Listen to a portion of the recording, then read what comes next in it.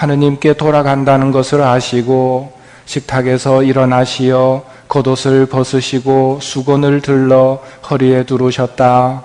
그리고 대야에 물을 부어 제자들의 발을 씻어주시고 허리에 두르신 수건으로 닦기 시작하셨다. 그렇게 하여 예수님께서 시몬 베드로에게 이르시자 베드로가 주님께서 제 발을 씻으시렵니까? 하고 말하였다. 예수님께서는 내가 하는 일을 네가 지금은 알지 못하지만 나중에는 깨닫게 될 것이다 하고 대답하셨다. 그래도 베드로가 예수님께 제 발은 절대 씻지 못하십니다 하니 예수님께서 그에게 대답하셨다. 내가 너를 씻어주지 않으면 너는 나와 함께 아무런 목도 나누어 받지 못한다. 그러자 시몬 베드로가 예수님께 말하였다. 주님, 제 발만이 아니라 손과 머리도 씻어주십시오. 예수님께서 그에게 말씀하셨다. 목욕을 한 이는 온몸이 깨끗하니 발만 씻으면 된다. 너희는 깨끗하다. 그러나 다 그렇지는 않다. 예수님께서는 이미 당신을 팔아넘길 자를 알고 계셨다. 그래서 너희가 다 깨끗한 것은 아니다 하고 말씀하신 것이다. 예수님께서는 제자들의 발을 씻어주신 다음 겉옷을 입으시고 다시 식탁에 앉으셔서 그들에게 이르셨다. 내가 너희에게 한 일을 깨닫겠느냐? 너희가 나를 스승님 또 주님 하고 부르는데 그렇게 하는 것이 옳다. 나는 사실 그러하다. 주님이며 스승인 내가 너희의 발을 씻었으면 너희도 서로 발을 씻어주어야 한다. 내가 너희에게 한 것처럼 너희도 하라고 내가 본을 보여준 것이다. 저녁 예수님께서 최후의 만찬을 거행하신 바로 그 밤입니다. 최후의 만찬이라고 하는 이유는 이게 마지막 식사이기 때문이죠. 내일부터 순환에 들어가시면서 끝이 나는데요. 이제 마지막으로 당신께서 돌아가실 거라는 것을 아시고 제자들과 함께 마지막 식사를 하시는 이때 놀라운 선물을 우리에게 하나 주십니다. 당신의 살과 피를 우리에게 주시는 것이지요. 오늘 이 축제, 즉 예수님께서 파스카 축제 때 이 일을 하셨거든요. 근데 파스카 축제가 무엇인가에 대해서 오늘 첫째 독서가 설명을 합니다. 파스카 축제는 이집트 땅에서 하느님께서 이스라엘 민족을 해방시키기 위해서 재앙을 내리시죠. 마지막 10번째 재앙을 파라오가 얻어맞고는 항복해버리죠. 그 10번째 재앙이 뭐였습니까? 죽음의 천사가 사람이건 짐승이건 모든 맛배는 다 쳐 죽여버려요. 이건 뭐 이집트 사람이건 이스라엘 사람이건 관계가 없습니다. 사람이건 짐승이건. 거기서 살고 싶으면 어떻게 해야 되는지만 알려주셨죠. 살고 싶으면 1년 된 흠없는 수컷으로 양이나 염소 가운데 하나를 마련하라고. 근데 보통 예수님의 비유에 양과 염소를 나누는 비유가 있기 때문에 염소는 조금 이미지가 안 좋긴 안 좋죠. 그래서 양을 마련합니다. 흠 없어야 되고 수컷이어야 됩니다.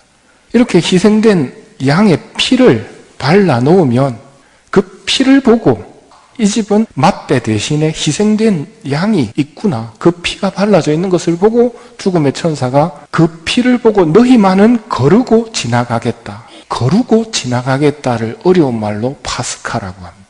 거르고 지나가는. 그 집은 죽음의 천사가 치지 않는 거죠. 그러면 어떤 재앙도 너희를 멸망시키지 않을 것이다. 우리들도 어떻게 보면 지금 우리 신자들의 가정에 이 피를 발라 놓았습니다. 그 상징이 십자가입니다. 십자가에 하느님의 어린 양의 피가 베어져 있죠. 집집마다 십자가는 다 걸어 놓으셨죠. 그러면 어떤 재앙도 너희를 멸망시키지 않을 것이다. 근데 거기 개신교 십자가는 예수님이 없습니다. 뭐하고 똑같으냐면 총을 든 군인이 지키고 있으면 무서워서 못 온단 말입니다. 근데 총만 있으면 무섭습니까? 안 무섭습니까? 예수님 없는 십자가는 아무것도 아닙니다. 그냥 사형 틀입니다. 그냥 저기 대포가 있다고 수갑이 있다고 뭐 무서워할 이유가 없죠. 희생된 하느님의 어린 양, 그분이 달려 계신 집이라면 마귀가 함부로 못합니다. 십자가를 그냥 벌로 달아 놓지 마십시오. 그걸 바라보면서 하느님의 어린 양을 생각하셔야 됩니다. 오늘 둘째 독서가 또 의미심장한데요. 예수님께서 최후의 만찬을 하시면서 당신의 살과 피를 우리에게 주셨습니다. 그러면서 당신의 살과 피를 주시기 전에 그 의미가 뭔지 설명하신 적이 있는데요. 이때 많은 제자들이 떨어져 나갔죠. 왜? 살과 피를 준다는 게 뭔 말인지 못 알아듣기 때문에. 썩어 없어질 양식 얻으려고 힘쓰지 말고 영원히 살게 하며 생명을 주는 양식을 얻도록 힘써라. 사람의 아들이 주려는 게 바로 그거다. 그 양식을 먹으면 영원한 생명을 간직할 것이다. 그 빵은 하늘에서 내려온 빵이라고. 그 빵을 저에게 주십시오 했을 때 뭐라고 그러십니까? 내가 바로 생명의 빵이다. 그러자 사람들 빈정이 확 상해버립니다. 내가 바로 생명의 빵이다 라고 하시니까 오늘 예수님께서 내 몸이다 하고 빵을 주시거든요. 하느님께서 내 몸이다 해버리면 이 빵은 빵이 아니라 그 순간 몸입니다. 그게 하느님입니다. 빛이 생겨라 하면 빛이 생겨버리는 게 하느님이거든요. 빵을 들고 내 몸이다 해버리면 몸이 된단 말입니다. 포도주 잔을 들고 내 피다라고 하는 순간 내 피가 된단 말입니다. 왜 주시는가? 내 살을 먹고 내 피를 마시지 않으면 영원한 생명을 간직하지 못할 거라고 말씀하시면서 주시는 거란 말이에요. 즉 우리에게 영원한 생명을 주시기 위해서 당신의 살과 피를 주시는 겁니다. 그걸 먹고 어떡하라고요? 먹고 힘내서 살아가라고. 살아계신 아버지께서 나를 보내셨고 내가 아버지의 힘으로 사는 것과 같이 나를 먹는 사람도 나의 힘으로 살 것이다. 우리 신앙생활은 우리 힘으로 하는 게 아닙니다. 하느님의 힘으로 하는 겁니다. 근데 그 하느님의 힘을 어디에서 받느냐? 살아계신 아버지께서 나를 보내시고 내가 하느님의 힘으로 사는 것처럼 나를 먹는 사람도 나의 힘으로 살 거다.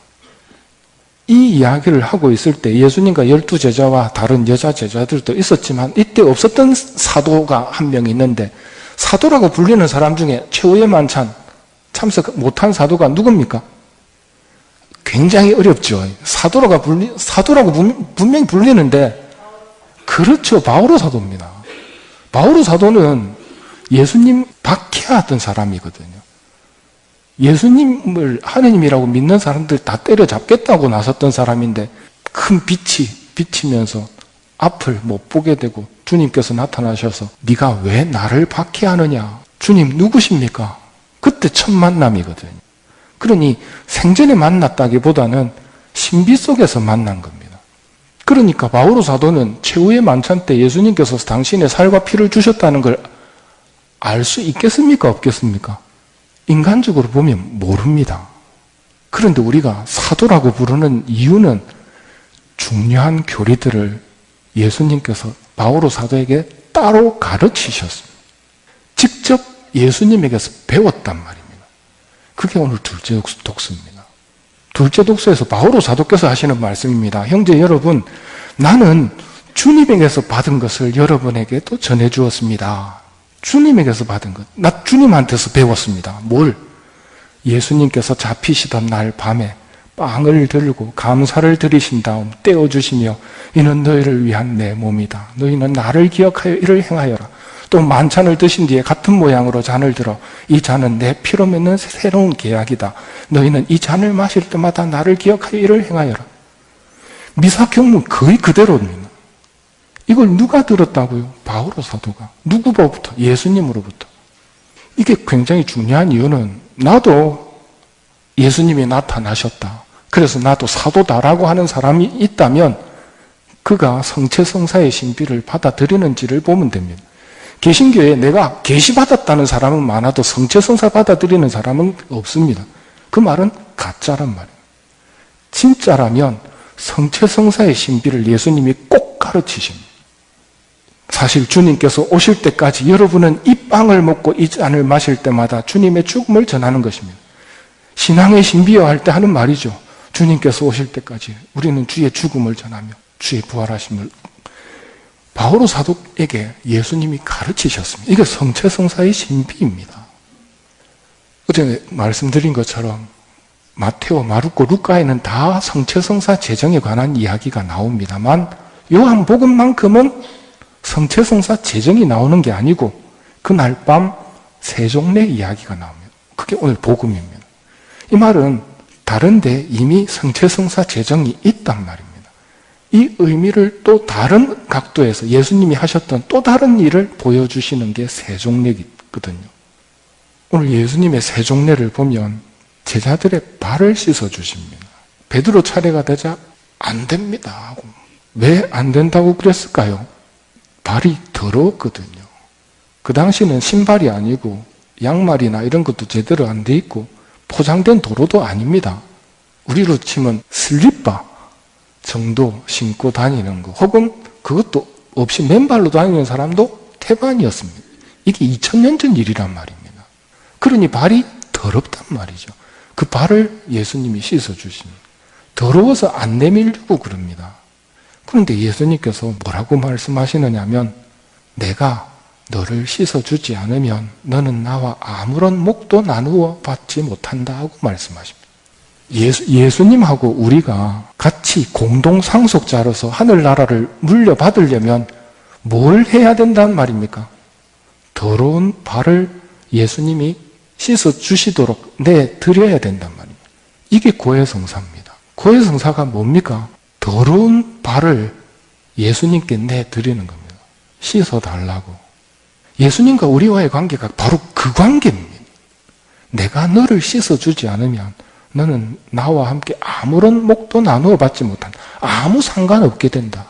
그럼 예수님과 우리와의 관계는 어떤 관계라고요? 예수님이 우리를 씻어서 깨끗하게 만들어주시는 관계입니다. 그러자 주님, 그렇다면 발만 말고 손도 씻어주시고 머리도 씻어주십시오 하고 또 베드로 교황님께서 오발을 하시는데 예수님이 뭐라고 하시느냐면 목욕한 사람은 온몸이 깨끗하니 발만 씻으면 된다 하고 말씀하십니다. 그럼 목욕은 뭘까요? 세례성사입니다. 세례 때 모든 죄와 벌을 사함받거든요. 그리고 나서도 우리 그 죄를 짓죠. 그걸 본죄라고 그럽니다. 원죄와 본죄를 세례 때 다 사함받습니다. 목욕할 때. 세례를 받고 나서도 죄를 짓지요. 고해소에서 발을 씻습니다. 이게 우리의 모습이거든요. 이런 우리가 예수님께 제 발은 절대 못 씻습니다 하고 내밀지 않거나 내 발은 깨끗합니다 하고 내밀지 않는다면 주님과 함께 영원한 상속자가 되지 못합니다. 진짜 내 발에 때가 있는지 없는지 좀 찾아나 보고 물에나 불려나 보고 그런 말씀을 하셔야 돼요. 그런데 예수님이 씻어주신 이 발이 어떤 발이냐면 곧 당신을 버리고 도망칠 발들이거든요. 한 놈은 바로 예수님 팔아넘기려고 군대 끌고 오려고 달려가는 놈의 발이란 말입니다. 그 발을 씻어주십니다. 죄 지을 걸 아시면서도 씻어주시거든요. 베드로가 3번이나 배발할 줄 아시면서도 씻어주신단 말입니다. 이게 하느님의 사랑입니다. 그러면서 뭐라고 말씀하시느냐면 내가 너희의 발을 씻었으면 너희도 서로 발을 씻어 주어야 한다. 내가 너희에게 한 것처럼 너희도 하라고 내가 본을 보여준 것이다. 그러니 고해성사에서 죄를 사함받고 나올 때 주님께서 우리에게 뭐라고 하시는지 알아들으셔야 됩니다. 내가 너에게 한 것처럼 너도 하라고 내가 본을 보여준 것이다. 주님이 기도에서도 가르치셨습니다. 저희에게 잘못한 일을 저희가 용서하오니 저희 죄를 용서하시고 내가 네 죄를 네 발을 씻어주었으니 너도 그의 발을 씻어줘야 된다. 그놈이 씻어주면 그 발로 당장에 또 나한테 해코지 할 텐데요. 마찬가지로 아시면서도 씻어주시는 게 하느님의 사랑입니다. 그렇게 할 힘을 어디서 받는가? 나를 먹으면 나를 먹는 사람도 내 힘으로 살 거라고. 용서할 수 있는 힘을 성체에서 받을 수 있단 말입니다. 오늘 예수님께서 당신의 살과 피를 주십니다. 하느님이 우리에게 해주신 일들은 하느님 아니면 못할 일들이 너무 많습니다. 첫 번째가 하느님이 사람이 되신 겁니다. 우리가 삼종기도 바치면서 매번 묵상, 말씀이 사람이 되시고 하느님이 사람이 되신 겁니다. 만일 하느님이 사람이 되시지 않았더라면 영원한 세상에 들어갔을 때 우린 천사들한테 꿀려가지고 아무 말도 못합니다. 하느님은 워낙에 높은 분이고 천사들 앞에서 우리는 아무것도 아니란 말입니다. 속되게 말하면 마귀들은 인간을 그렇게 볼 겁니다. 전 짐승이 지나지 않는다고. 그런 우리가 큰 소리 칠 수 있게 된 이유가 하느님이 사람이 되셨단 말이에요. 예수님은 하느님이시자 사람이기 때문에 우리 사람의 지위가 그렇게까지 올라가 버렸단 말이에요. 예수님이 사람이 되시면서 하느님의 어머니가 계시거든요. 저분은 완전한 사람이시거든요. 저분이 하느님의 어머니란 말입니다. 천주의 성모 마리아님이 우리 어머니거든요. 이분이 내 어머니시다. 그리고 우리를 이제는 천사들이 함부로 할 수가 없는 겁니다. 거룩한 형제로 받아들이는 겁니다. 더더군다나 천사들도 먹어본 적이 없는 예수님의 몸과 피, 그걸 우리에게 주셨거든요. 이건 하느님이 우리에게 어디까지 해줄 수 있는가 최대 정점이라고 볼 수 있습니다. 근데 또 불행하게도 여기 진짜 예수님의 몸과 피, 영혼과 신성이 계심에도 불구하고 우리는 대수롭지 않게 여긴다는 게 심각한 문제입니다. 그 이유가 뭘까? 예전에는 진짜 영성체 이렇게 하루 한 번씩 못했습니다. 왜? 타성에 젖을까 봐. 그 굉장히 위험한 것 중에 하나거든요. 교회법에도 신부는 평일 미사 1대, 주일 미사 2대까지 할 수 있다. 예외적으로 평일날 2대, 주일날 3대까지 할 수 있다라고 되어 있거든요. 왜 그런가? 위험한 것 중에 하나가 거룩한 것을 자주 하다 보면 타성해졌습니다. 굉장히 여러분들이 조심하셔야 되는 겁니다. 예전에는 공복제가 밥만 먹는 것 금하는 게 아니라 물도 못 마시게 했어요. 그 전날 12시부터. 그래서 김창규 주교님 글 보면 그 전날 밤 12시부터 물도 안 마십니다. 다음날 미사 참석할 때까지 아침에 양치질 할 때 혹시라도 물 넘어갈까 봐 신경 쓸 정도로 그렇게 준비를 합니다. 그리고 성체를 모십니다. 이건 지금처럼 우리가 하는 영성체와는 차원이 다릅니다. 예전에는 하루 한 번, 일주일에 한 번 금했습니다. 1년에 2번 정도 할 때도 있었습니다. 그 정도로 성체를 모시는 것을 뜨문뜨문했던 이유는 혹시라도 너무 쉽게 생각할까봐, 타성에 젖을까봐 인데 오늘날 많이 타성에 젖었거든요. 여기 누가 계신가? 천지의 창조주께서 계시고 그분이 내 안에 오시거든요. 근데 거기에 대해서 거의 매일 미사 참석하는 사람은 매일 하다 보니까 미사 마치고 아무렇지도 않게 이야기하면서 나가버린단 말이에요. 오늘 성체성사를 제정하신 이날 성체의 의미를 좀 잘 새겨야 됩니다. 그리고 타성에 젖지 않을 수 있는 은혜를 청해야 됩니다. 그분께서 우리의 발을 씻어주십니다. 그리고 우리에게 요구하시는 것, 바라시는 것 한 가지, 내가 너희에게 한 것처럼 너희도 그렇게 하라고. 사랑은 구체적으로 표현하면 바오로 사도의 표현을 빌리면 이렇죠. 사랑은 모든 것을 덮어주고 믿으며 바라고 견디어냅니다. 이게 구체적인 사랑입니다.